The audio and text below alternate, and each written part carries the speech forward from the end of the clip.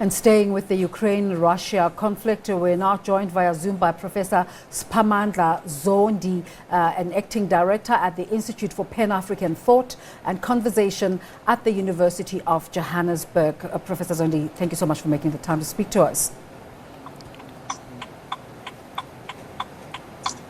Good morning.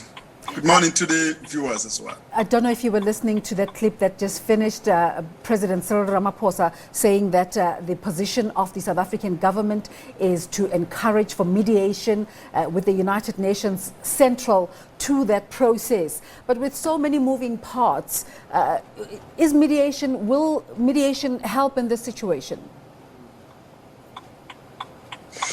Yes, it has been really a long-term position of South Africa on all international conflicts or any point of contestation, and also on geopolitical power games, and a position that South Africa shares with a group of 77 countries, which is about 136 countries, and mainly developing countries that were former colonies, that all conflicts, all situations require negotiated solutions. Our experience is not perhaps what may be the northern experience, where some conflict you resolve by victory or counter victory in a war of attrition. Our experience is that you can talk as adults, have a mature conversation, accommodate each other's interests, because this war idea and counter war idea seeks to eliminate the other's interest and others' aspiration. But in a negotiated settlement, you are required to accommodate the interest of all sides so that this does not flare up again. I just want to go back to the point you make about victory or counter victory. In this situation, Ukraine is not committing to let go of its plans to join NATO. And on the other hand, Russia says it's not occupation that it seeks, but it seeks to destroy the Ukraine's military might. Where is the middle point here, or where is the end game? The middle ground is to say, what would prevent Russia from having to attack the territory of Ukraine?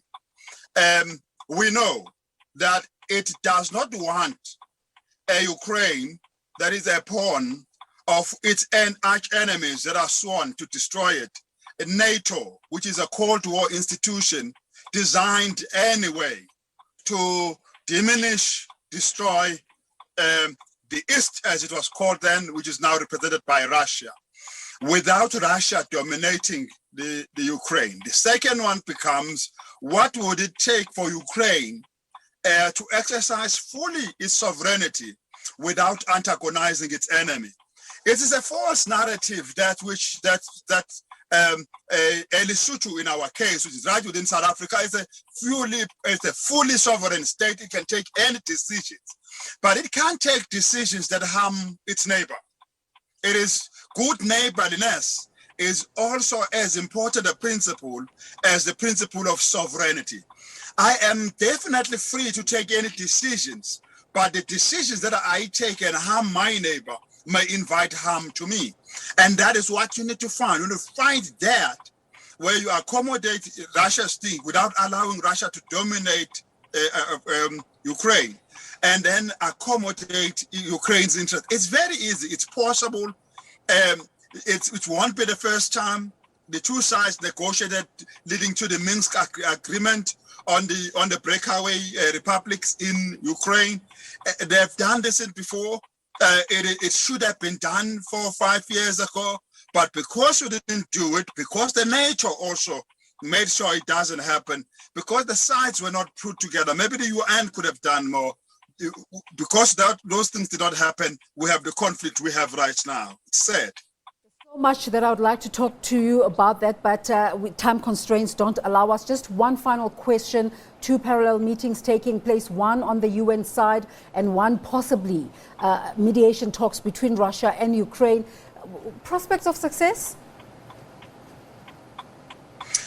Yes, of course, whatever mediation you do, whatever political dialogue you do, it would not only just be between Russia and Ukraine, because there are other actors here behind the scene. NATO is a significant one.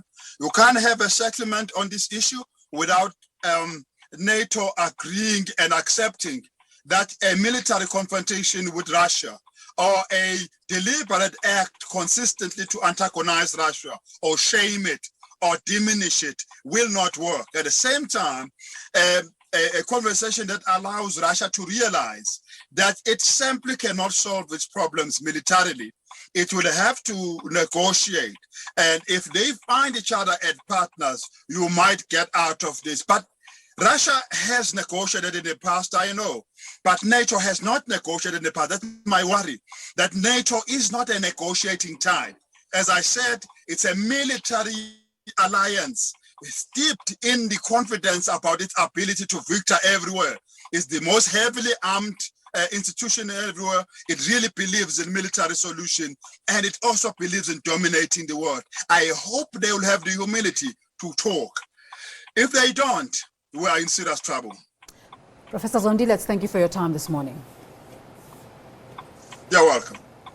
Professor Zondi is the acting director at the Institute of Pan-African Thought and Conversation at the University of Johannesburg.